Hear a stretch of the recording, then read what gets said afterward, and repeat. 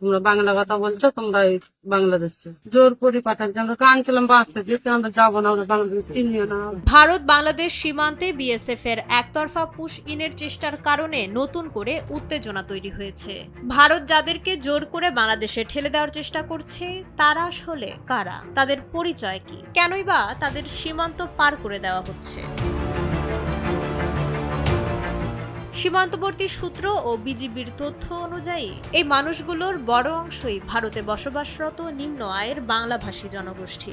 ভারতের ক্ষমতাসীন দল বিজেপি এবং আসাম, ত্রিপুরা ও মে মাসে নির্বাচনী জয়ী হওয়া পশ্চিমবঙ্গ রাজ্য সরকার এদের অবৈধ বাংলাদেশি অনুপ্রবেশকারী হিসেবে দাবি করছে।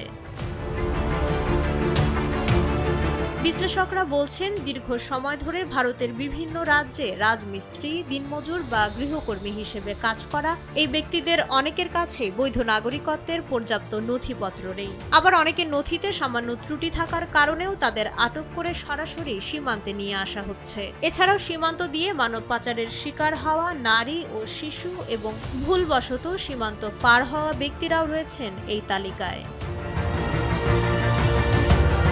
মূল বিতর্কটি তৈরি হয়েছে পুশ ইনের প্রক্রিয়া নিয়ে। আন্তর্জাতিক আইন ও দ্বিপক্ষীয় প্রটোকল অনুযায়ী কোনো ব্যক্তি অবৈধ অভিবাসী হিসেবে প্রমাণিত হলে তাকে ফেরত পাঠানোর একটি নির্দিষ্ট আইনি ও কূটনৈতিক প্রক্রিয়া রয়েছে, যেখানে দুই দেশের সরকারই যুক্ত থাকে। কিন্তু বাংলাদেশ সরকারের অভিযোগ, বিএসএফ কোনো আনুষ্ঠানিক প্রক্রিয়া বা নাগরিকত্ব যাচাইয়ের সুযোগ না দিয়ে একতরফাভাবে রাতের অন্ধকারে লোকজনকে বাংলাদেশে পুশ ইন করার চেষ্টা করছে।